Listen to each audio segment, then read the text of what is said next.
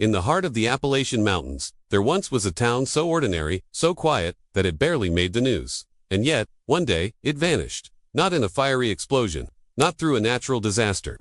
It was wiped off maps, removed from records, and erased from the memory of almost everyone who ever lived near it. This is not a work of fiction. It is a real event that continues to baffle historians, government workers, and the few people who still whisper about it in online forums. The town was called Emberfield, or at least, that is the name that has survived through scraps of handwritten letters and brief mentions in forgotten archives. It was never large, a coal mining town with fewer than 1,000 residents in the late 1940s, nestled between two ridges, surrounded by thick pine forests. It was the kind of place you passed through but never noticed.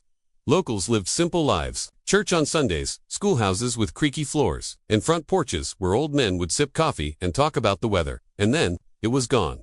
There was no single day of destruction. No war, no fire, no flood, just a slow disappearance. The first clue came when maps were updated in the early 1950s and Emberfield was missing. Not just mislabeled, completely removed. Cartographers were instructed to ignore the region. Road signs pointing toward it were taken down. Postal routes were redirected. When asked, government agencies claimed it was a clerical error. But when former residents tried to return, they found their roads blocked by newly placed fences and warning signs that read restricted access. Some were arrested for trespassing. Others were told they were confused, misremembering a place that never existed. But memories do not vanish easily. One woman, Helen Morris, a retired librarian from Pennsylvania, claimed she spent her childhood summers in Emberfield visiting her aunt. In a now-deleted blog post, she described the layout of the town in perfect detail. The location of the general store, the swing set outside the small elementary school, the bakery that made blackberry pie every Thursday. She returned in 1987. The road she remembered was still there, at least the first mile of it. After that, the pavement turned to gravel and then stopped completely. The trees were too tall, too thick, as if they had been planted to hide something. She walked for hours, trying to find even a single building, but there was nothing. Just forest, silent, undisturbed forest. Then came the photographs, or rather, the lack of them. Families who claimed to have lived in Emberfield found that their photo albums had gaps. One man posted online that every picture he took between 1946 and 1951 had either degraded or vanished. Not just Emberfield shots, all of them. He said it was like something was erasing those years from history. Historians dismissed the town as urban legend, a fabrication, but not everyone agreed.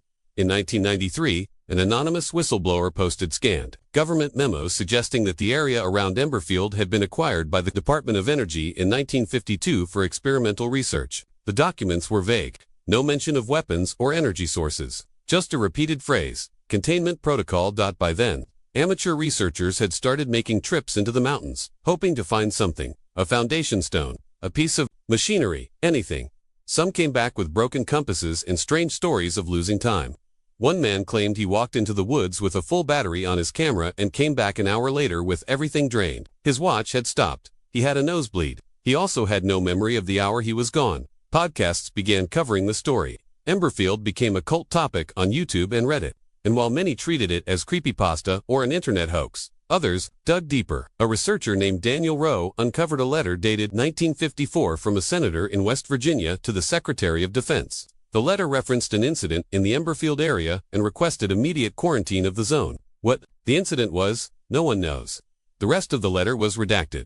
There is no official acknowledgement of the town. The U.S. Geological Survey does not list Emberfield in any archived maps, and yet, the rumors persist. People still talk about hearing whispers in the trees when they camp nearby. Hikers report getting lost despite having GPS. Locals in neighboring towns say their grandparents refuse to talk about it, only referring to it as the place you do not go. In 2011, a drone hobbyist posted footage on a private forum. The drone had flown over a dense forest in the area where Emberfield was said to be. The video showed what looked like the faint outline of roads beneath the canopy, straight lines in the trees, a pattern that did not belong to nature. The post disappeared within a day. So did the user account. Some say the town was the site of a failed experiment. Others believe it became a government test facility. A few think it was built on something much older and more dangerous. And the town was removed to protect the rest of us. No one knows the truth. No one ever will. But next time you drive through the Appalachians and your GPS goes blank, remember this: some places are forgotten for a reason, and sometimes forgetting is safer than knowing.